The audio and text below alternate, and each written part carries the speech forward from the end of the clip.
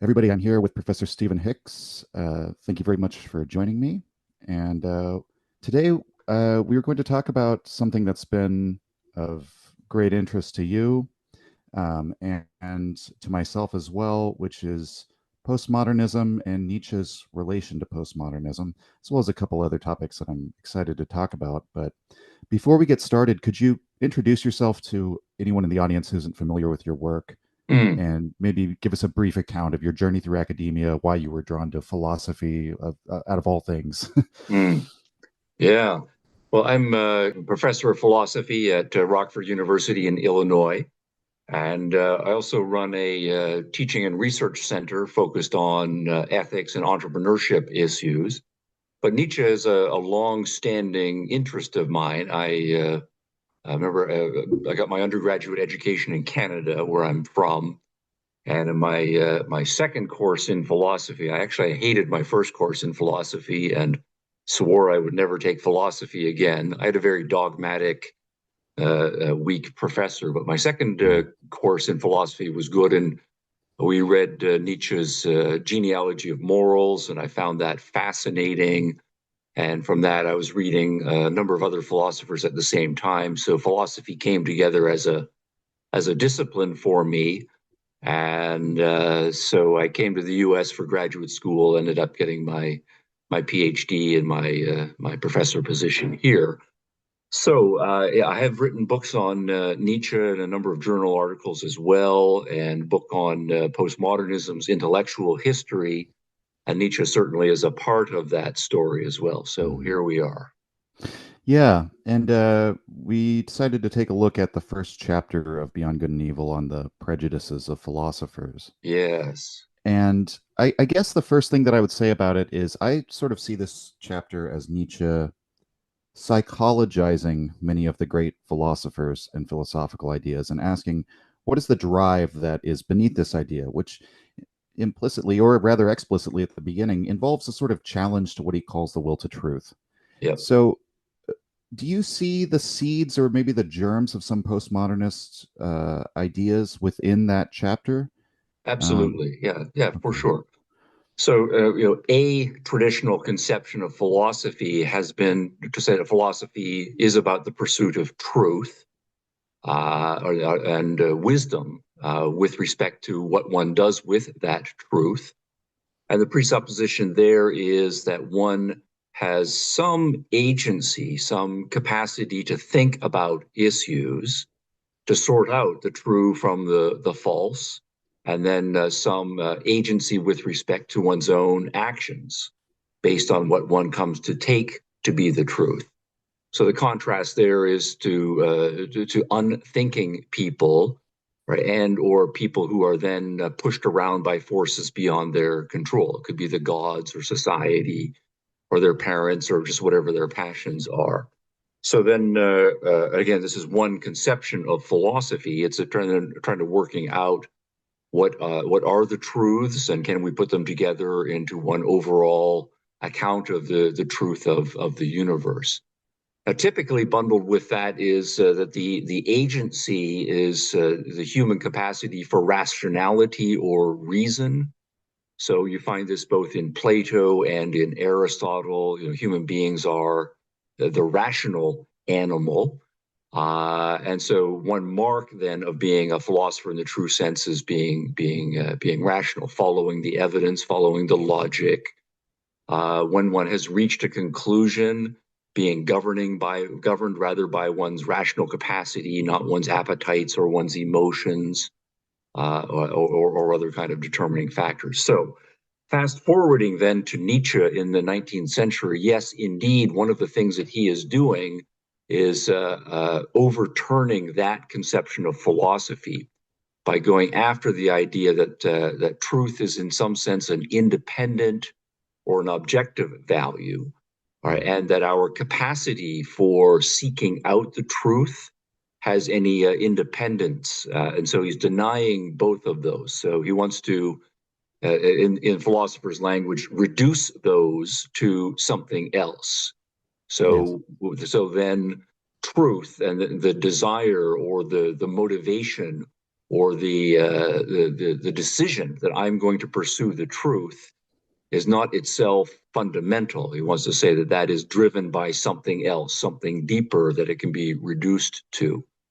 And so there's and then the idea that we can acquire any sort of objective or intrinsic truth, that it Mhm. speaks to us in any way. He wants to reverse that and then say that what we call the truth, and this is when we start using quotation marks around the word to distance ourselves from it, is going to be somehow an expression of the subject, right? Or is going to be an imposition on whatever it is that is real out there. So he Or is, their involuntary unconscious autobiography, basically, yeah. So what in that that one then is passage. going to be in Nietzsche's particular version.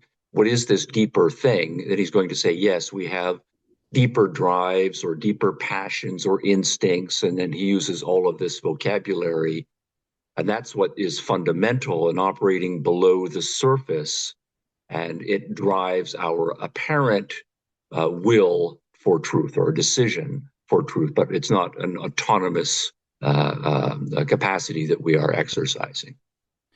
Yeah, well, and that ultimately he will constellate all of those drives and impulses and instincts into will to power. There are all sorts of different expressions of this, Yeah, or that we could say it's in another passage. I don't think in Beyond Good and Evil, but in his notes where he says that every drive has its own form of reasoning or own form of logic.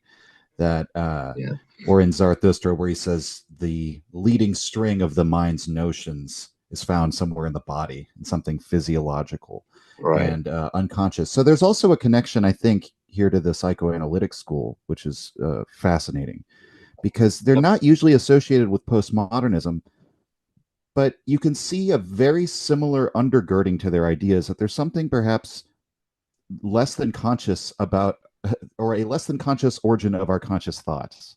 Yeah, for sure.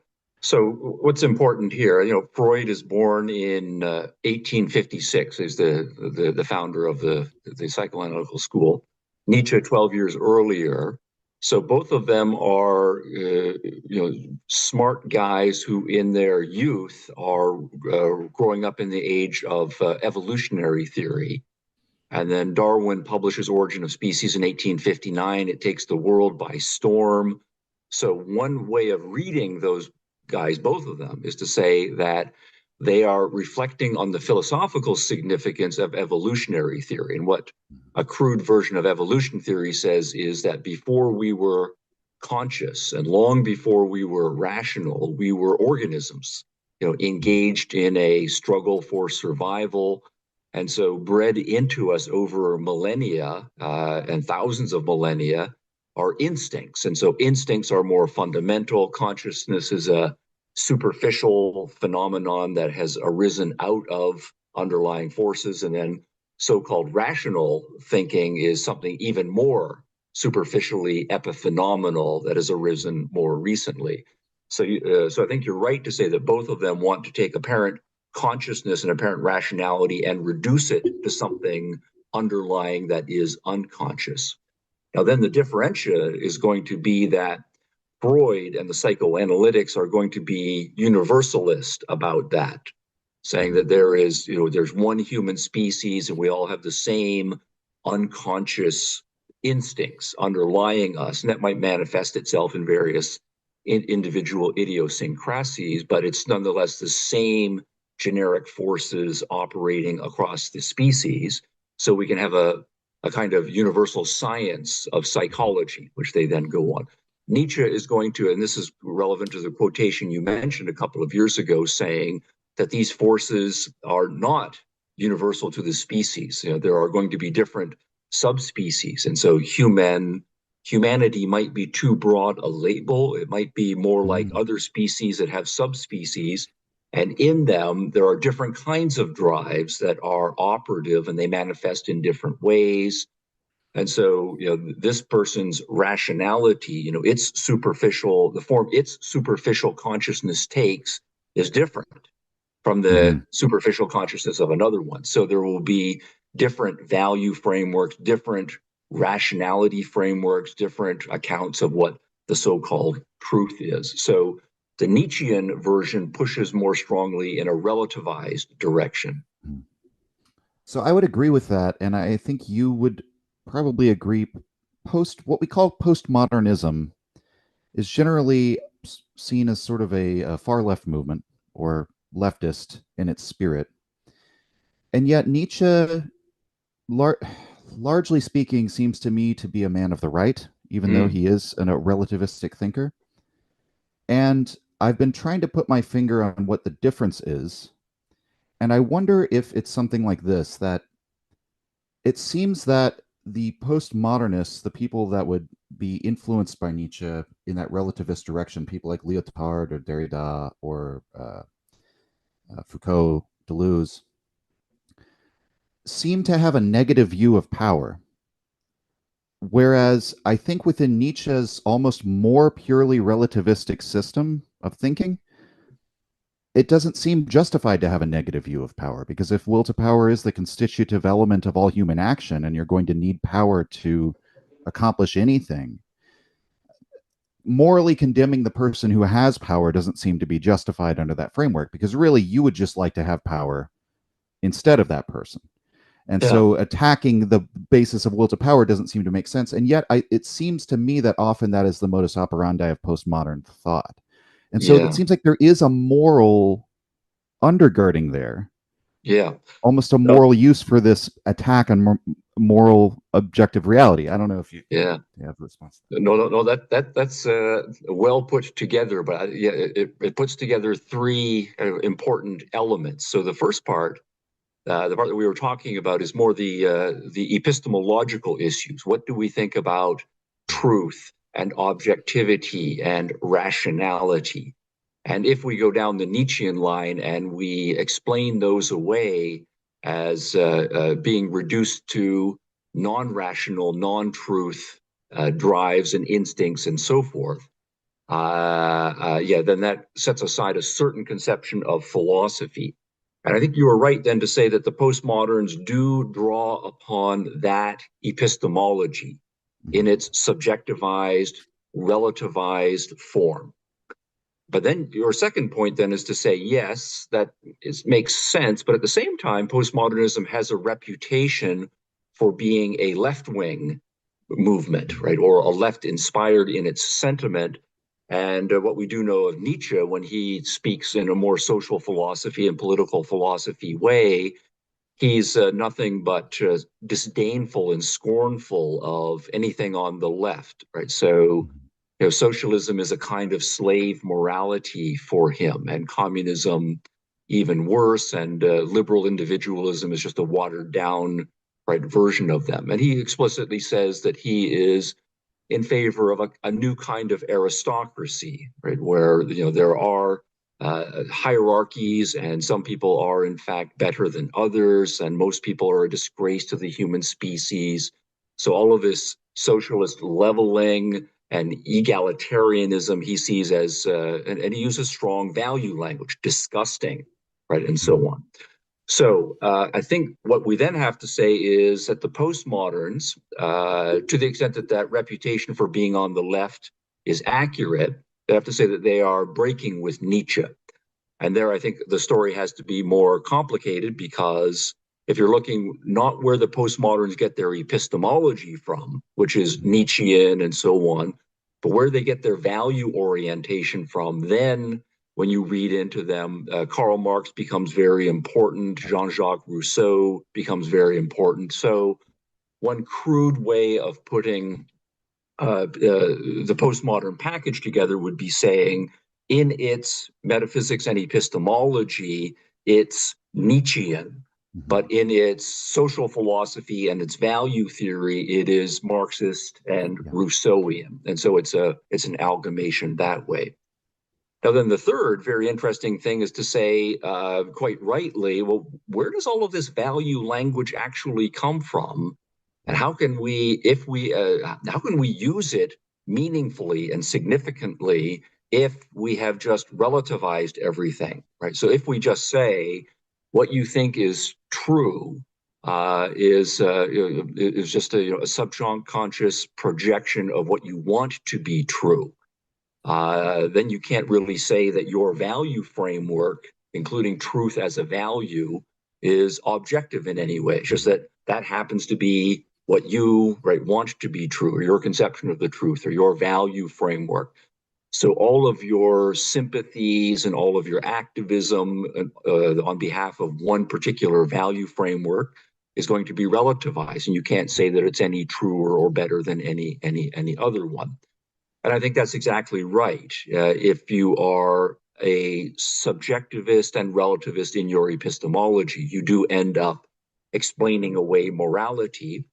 And to Nietzsche's credit, he is aware of this issue. A lot of times he does use value-laden framework. These people are disgusting and a disgrace to the human species and so forth. And this is what a true noble human being will look like and do and so forth. So he is using all of that value framework.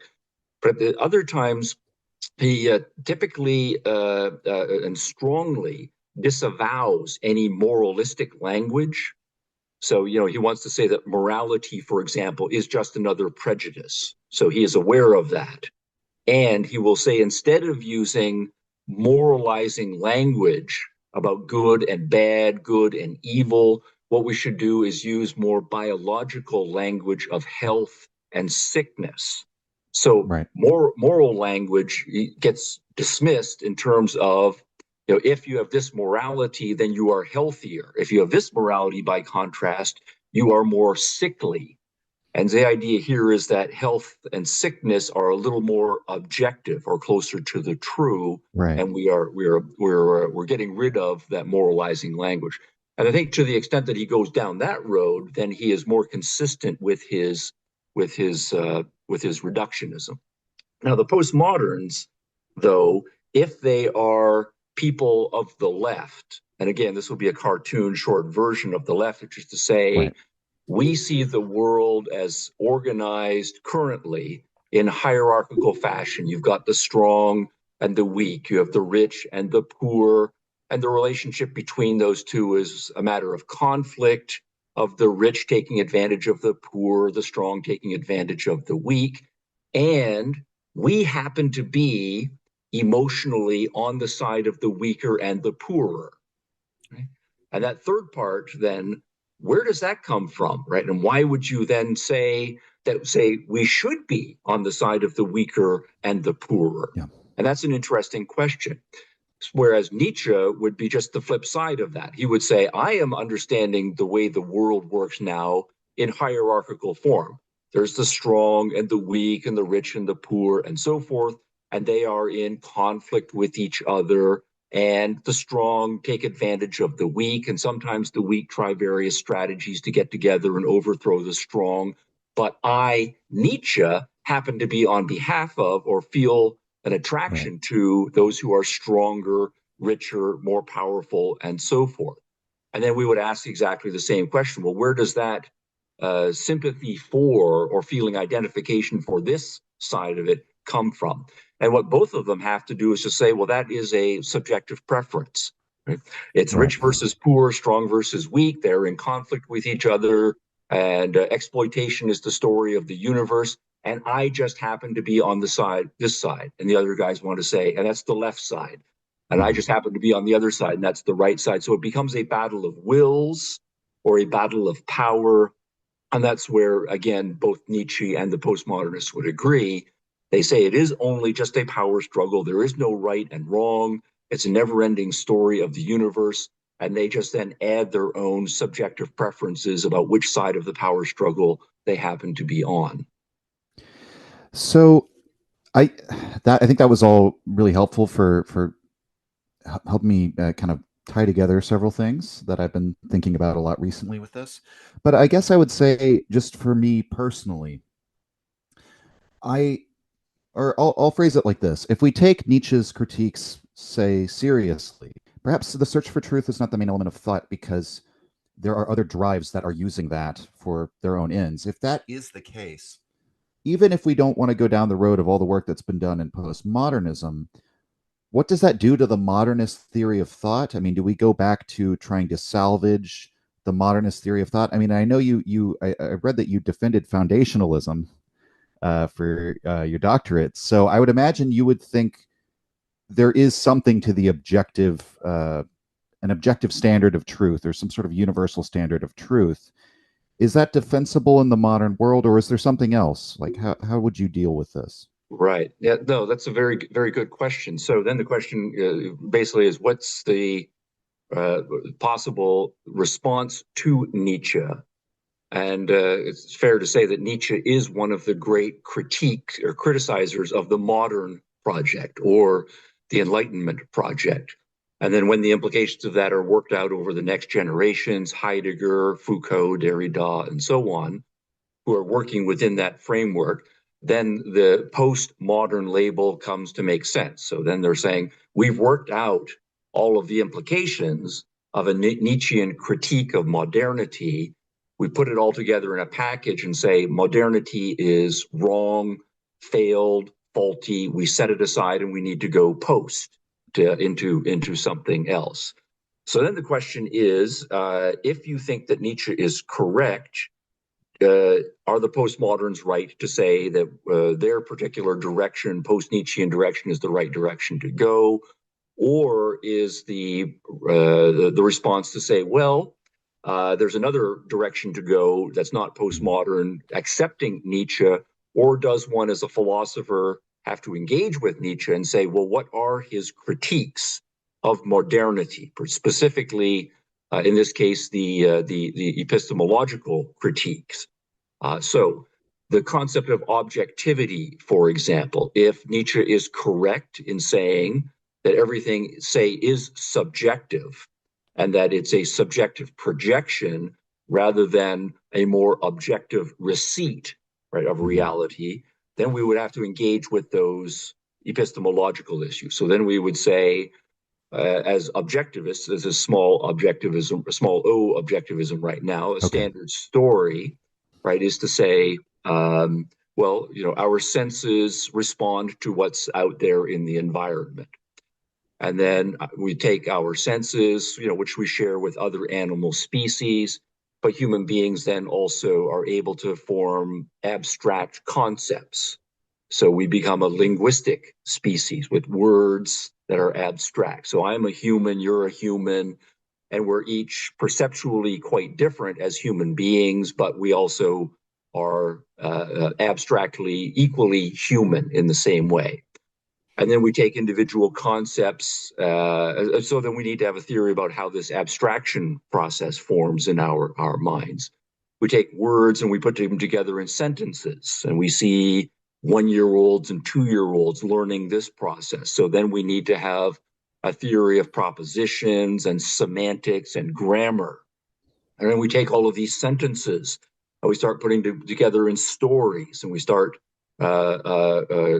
telling narratives, and we start constructing logical integrations of lots of sentences that we call theories of the way the world works, right? So, an example I think of here is, when you're 5 years old and you go to kindergarten, you learn water evaporates and then it rises and then it condenses and turns into clouds, and then it gets cold enough and then it rains and it falls into the stream and the sun heats it. And so there's this whole theory of the weather cycle that we learn when we're 5 or 6 years old.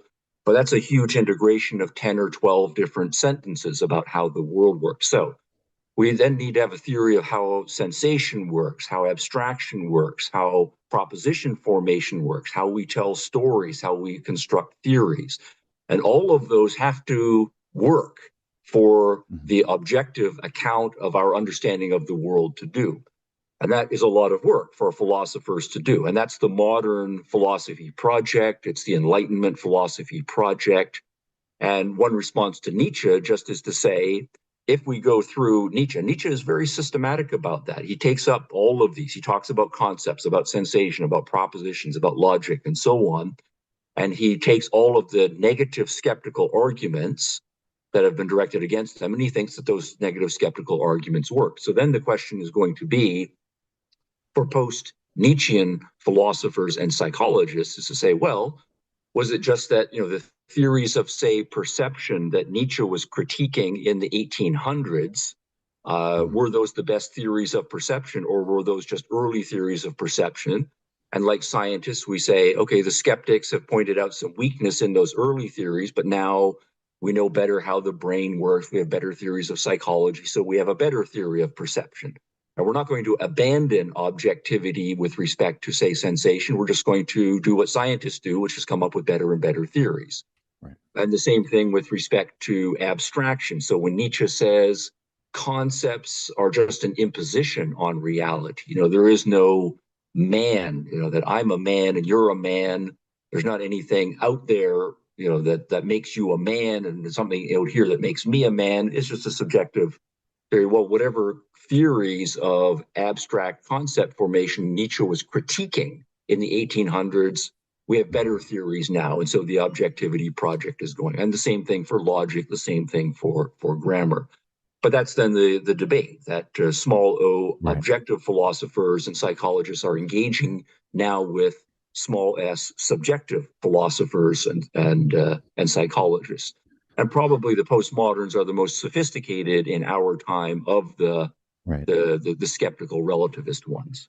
So just to push maybe just a little farther on that, because it's like almost a hobby horse for me at this point. Maybe there's something about the way in which, even if we agree with everything regarding perception, right?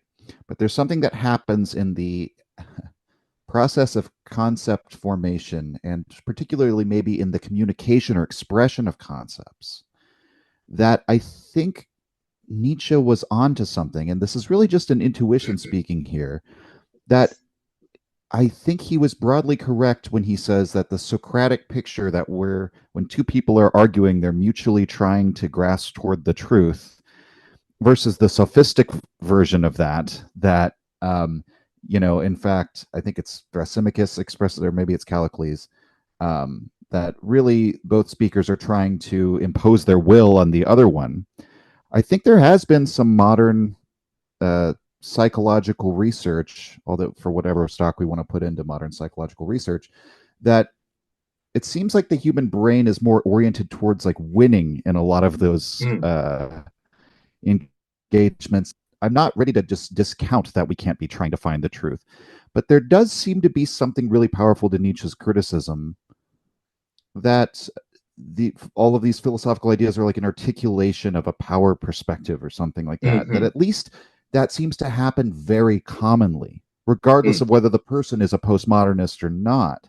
And like, how do we deal with that going forward, I guess, in the post? No, that's another great question. So everything that we just said about sensation and perception and concept formation and so on, it's hard enough to work that out as an individual, right? Just you looking at reality and trying to figure out how your mind is working and what the ways of using your mind are healthy and which ones are not healthy, which ones are more objective, which ones are more subjective. When you introduce other people into the equation, we start having conversations with each other. We are friends, or we are parents and child, we are teacher and student, we are boss and employee. Then it's not simply a matter of individual psychology, but there's a lot of social psychology that has to be worked out. And the question then is going to be for, again, small o objectivists, if we want to say truth matters, how does one maintains one's commitment to truth in a social context?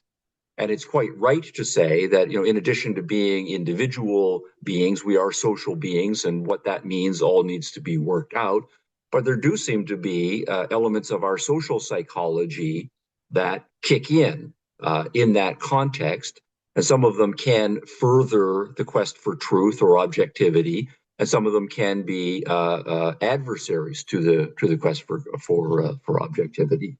So, for example, it's very easy once we know someone has stated a position for that person to, again, setting aside other individuals just for the moment, say, I think this hypothesis is true.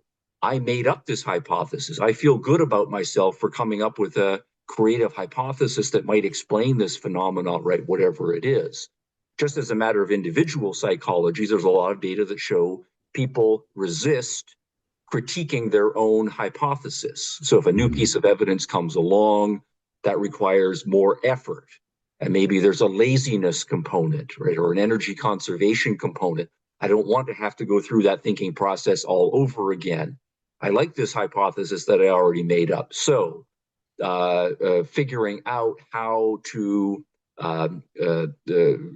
realize that that's a danger that one has in one's psychology, and to recognize when that danger is manifesting itself. Here's a new piece of data, and I find myself wanting to just push it to the side, not letting myself do it. So I've developed a kind of internal heuristic that says, whenever I find myself ignoring something, I'm going to make extra efforts not to do that, to pay attention to the new piece of data and resolve that I need to incorporate this new piece of data in some way or other.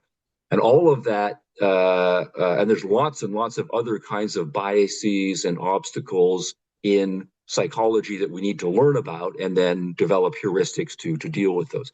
And there's a whole raft of them that come along in a social context. So it's one thing for me, I come up with this idea by myself and I think it's true.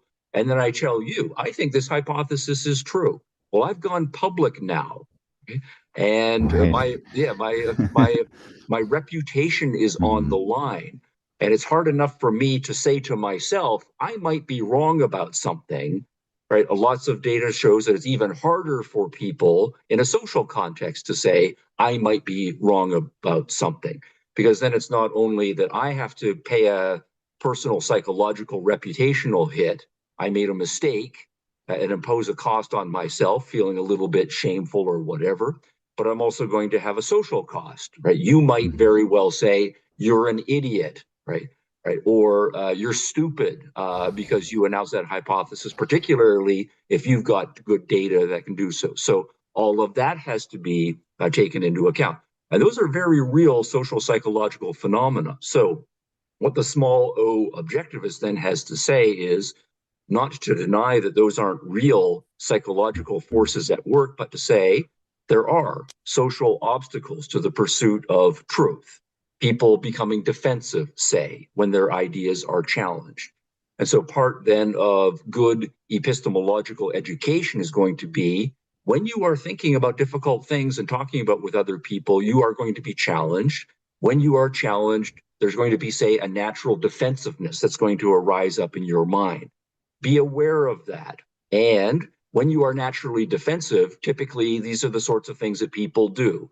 They run away, they become insulting in turn, right? They engage in ad hominem arguments and so on. So you go through the list of the kinds of standard things that people do when their ideas are criticized. Be aware of those things and be aware and develop a heuristic for yourself that when you find yourself feeling a certain way, you're not going to resort to ad hominem. You're not going to run away. You're going to learn how to deal with the criticism. So all of that has to be worked out as well. Now, what the subjectivists want to do, though, is to say that's impossible. That's Right. too big a project. Or it might be possible for the 1 in 10,000 people who are really dedicated, but for all practical purposes, let's just forget it. We are swamped by non-rational social psychological forces, and let's just forget about objectivity and just plunge into the social fray. If we could bring in the I think this would be the large or the capital O objectivists briefly, because there's been a lot of comparison between Nietzsche and Rand, but I've always seen a gulf between them, particularly on this issue. Yeah. Could you maybe compare and contrast Nietzsche and Rand's thought on epistemology and where they differ or where they're similar, if you do see any Yeah. similarities? Yeah. Well, that's a great question. Yeah, Ayn Rand, read Nietzsche when she was young. As part of her education, growing up in Russia and going to university in the Soviet Union days. She ended up being I think she was officially a history major because she knew she wanted to be a novelist. And so, history is full of great stories that you can learn from and borrow from. But she also was interested in doing philosophical novels. So Nietzsche was one of the ones that she encountered and so I wrote an article on this where I focused mostly on their value theories, so their ethics, their social philosophies as well.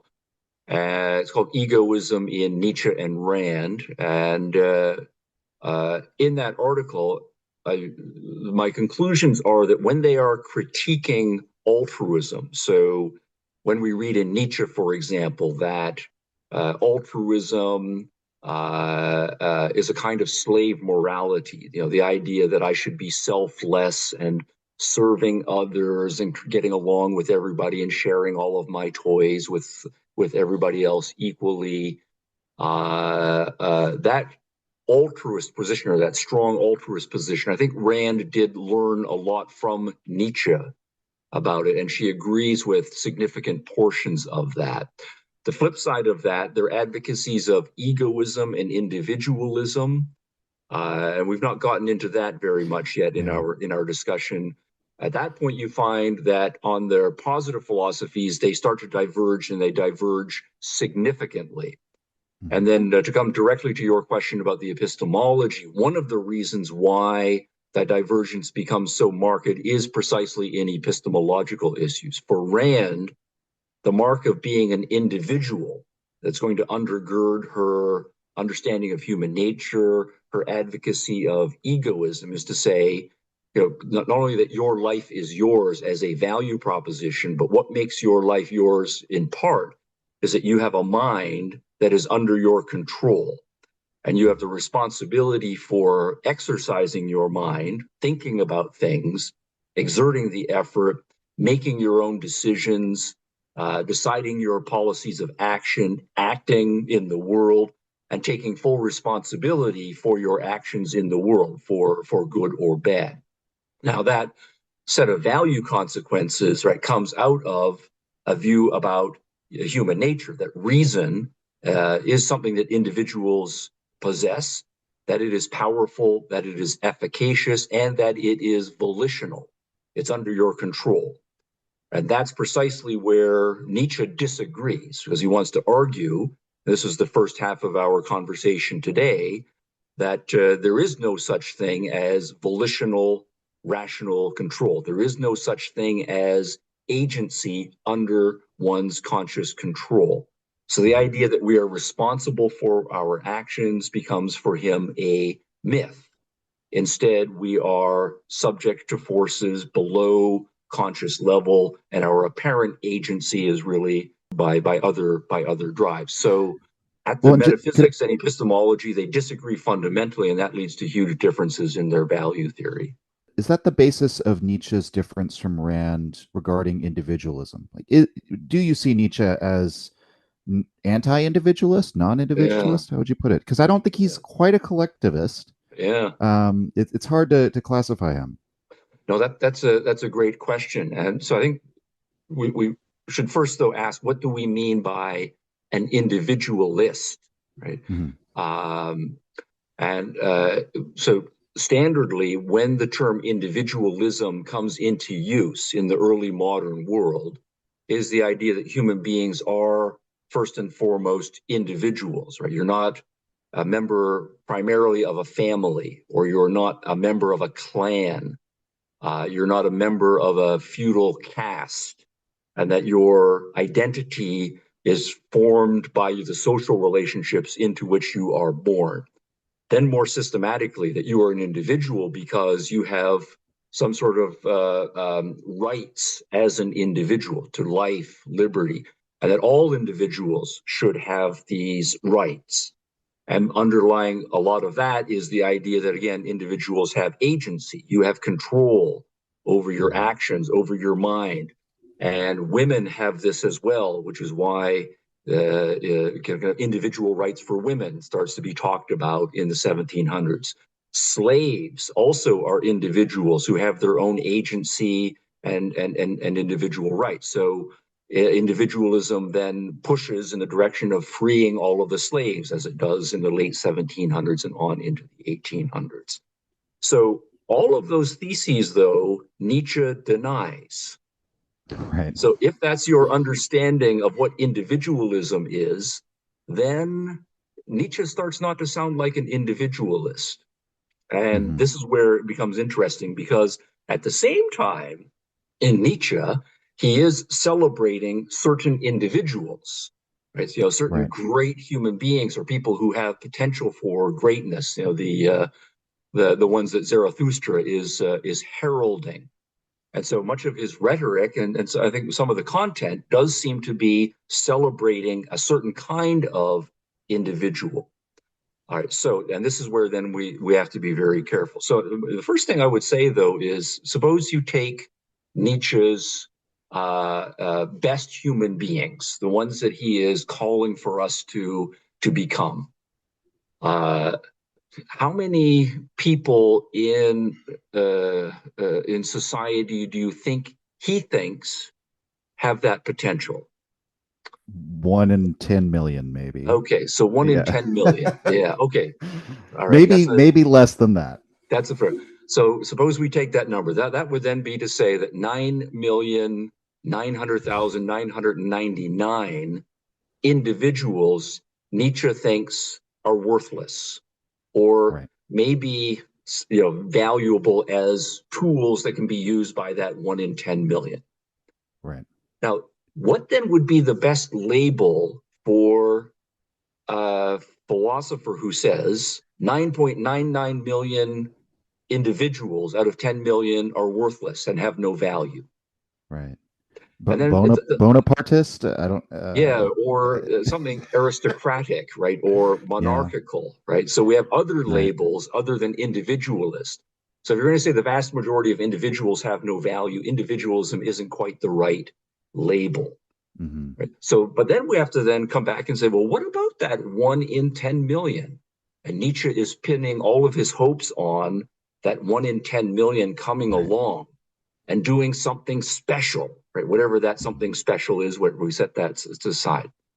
So then we ask about that 1 in 10 million. Well, what makes that 1 in 10 million valuable Mm-hmm. to Nietzsche?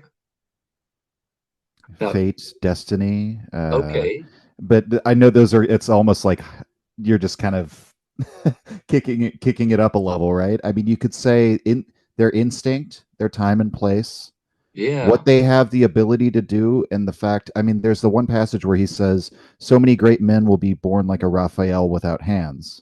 There's yeah, 100 ways they could be botched in some way. You yeah, might have this amazing talent, but you're Einstein, but you're born in the favela in Brazil, and something that's of right. that nature. That's right.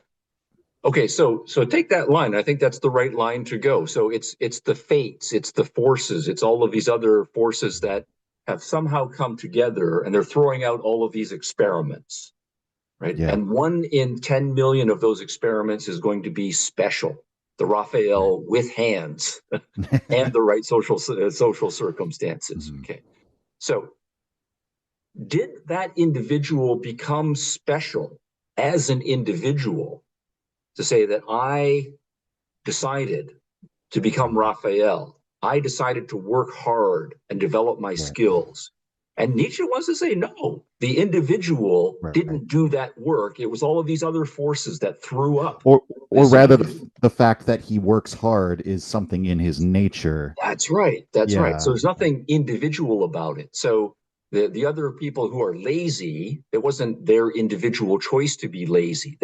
That's the way they are. Right. So you are, again, even for that 1 in 10 million who is special, denying any individual credit to Right. that individual for their being special. And so that's another cut at the now.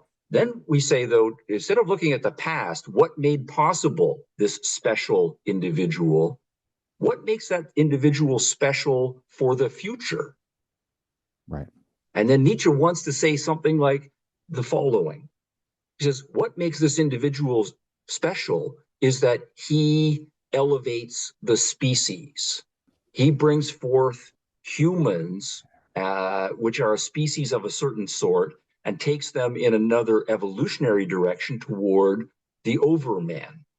So he is good, if we can now use that good language, not for himself, but because he is improving the species. Now, if your value standard is what improves the species, what's Right. good for the species, that is not an individualistic value standard. Right. It's more collectivist than what we normally call collectivism in a way. Yes, that's That right. looking So at we the do have a label for entire, this. It's a kind of social Darwinism. It's a sure. slightly old-fashioned label. So the idea here is that what we want is we want to make the species stronger.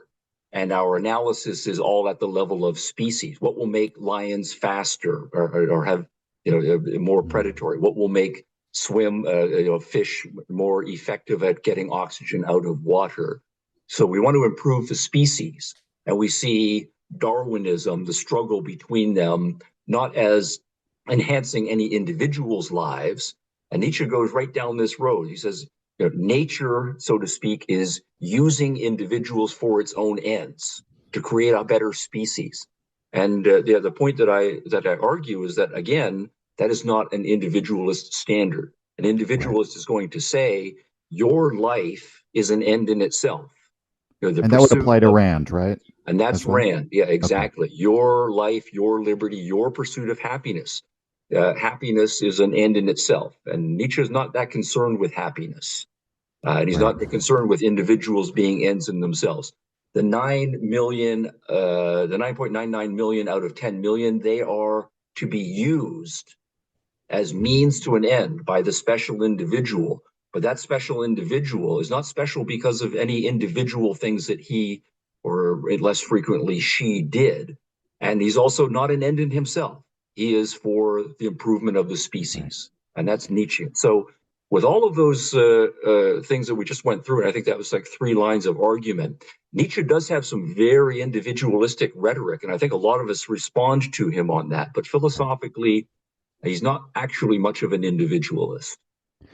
I That raises a question for me though, because if we, and I get the sense you're in the camp of you're probably more in the camp of individual worth and value, Mm, but it does seem to be, even if we set aside all of Nietzsche's moral valuations about the species, how often does somebody like Steve Jobs come along? Now, again, he might have a very particular set of circumstances. And somebody like Nietzsche would point out, which I think is kind of what maybe where my question is, yes, he worked his ass off, but how many people are built like Steve Jobs? There seems mm, to be something that was internal to him that was just this drive that not everyone has. And when you look at the Pareto distributions or these various phenomena that tend to show, there are very few hyper productive people who just have a fire burning in them.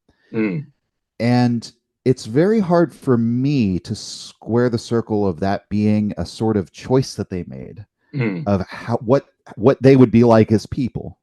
Right. For Yep. for example, for myself, work. Uh, I would say I work my ass off on the podcast, but that's because if I don't spend hours every day writing and reading and producing something creative, I'm not happy. I feel like the day has been wasted. But I'm not sure I chose. That's not like an intellectual calculation I'm making. It's almost Mm, something I have to do in spite of whatever intellectual calculations I make. Like, well, I might really be happier on the beach right now, but I don't know if I would. I don't know if I have that choice, right? right. So, what is your Yes. reaction to that? Of Yeah. Nietzsche's great man theory looked at from that light, I guess. Right. No, that's a perennial issue, and it's a great issue. And you broke it down into like 3 sub issues during your outline there. So if we take you as an adult, Mhm. given the nature or the second nature that you have acquired, what's possible for you right now? Could you be happy, really happy, just becoming a beach bum? Right? Is that Right. within the? I'm just going to throw it all away and go lie on the beach and do whatever, Or is it given the beliefs and habits and whatever was born in you, you can only be happy by doing a certain range of things? So that's one question. A related question is going to be, were you born that way? And was everybody born on a certain preset path early on? So some people had the Steve Jobs potential, and that might be a 1 in a million. But most people don't have the Steve Jobs potential. Right? Or is it the case that everyone is born with that potential, but say early childhood is decisive? Right? That certain things being encouraged or discouraged, certain resources being available or not available, can take a potential that's more or less equal among all human beings and make certain things possible or not. So there we're into the nature, nurture, and then of course the issue of the choices that people make, because then we get into the more fine-grained argument where we say, here are 4 kids and they were all born of the same parents, and so they're all coming from the same part of the gene pool, born in the same raised in the same household, went to the same schools, but they end up being 4 very, very different human beings. So all of that, I think, needs to be worked out. And so what we're learning in biology and psychology, I think we're still in the early days of working all of that out. So that's 2 issues. You as an adult, what's possible to you? You as a child and all other children, what's possible and how equal is the distribution of potentialities among those children?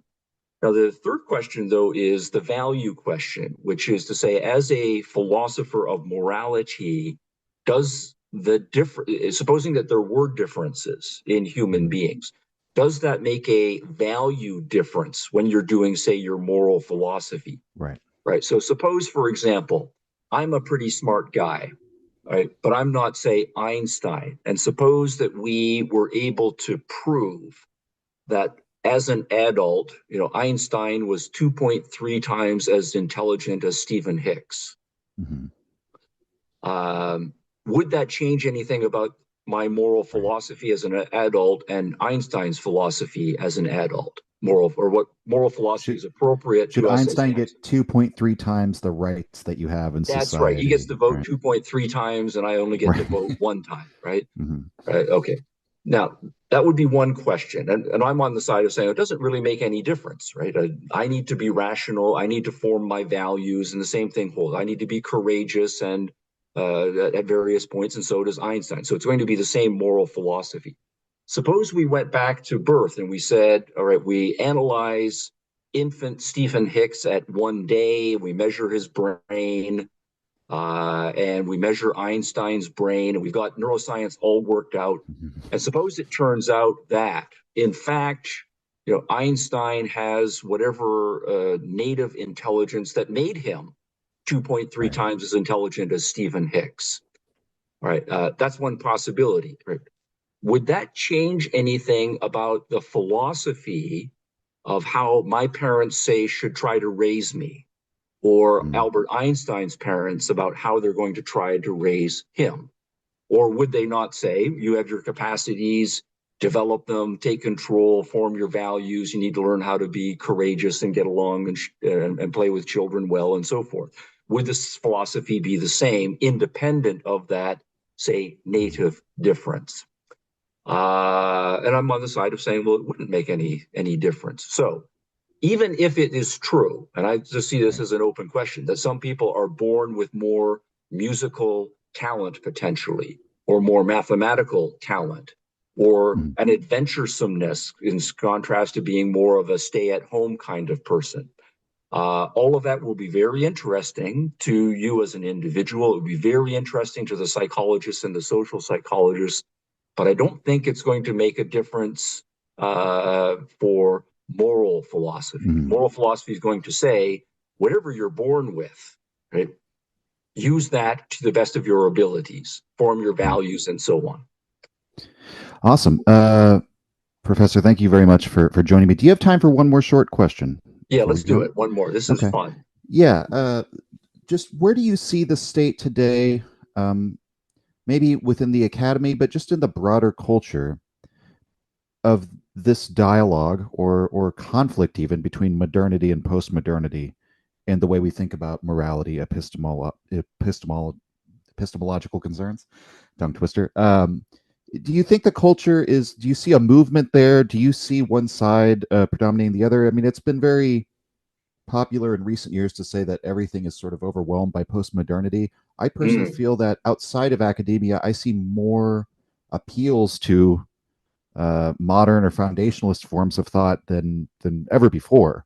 Maybe as Yeah. a reaction to that, but I just wonder how do you see the territory today in Yeah, that's a 2024? really hard question because it requires Right, integrating I huge know. amounts of, What is your journalism. But intuition? Tell you, yes, that's right. yeah, So primarily because I'm within the academic world, right? The data points that I get are going to be different from someone who's outside the academic world.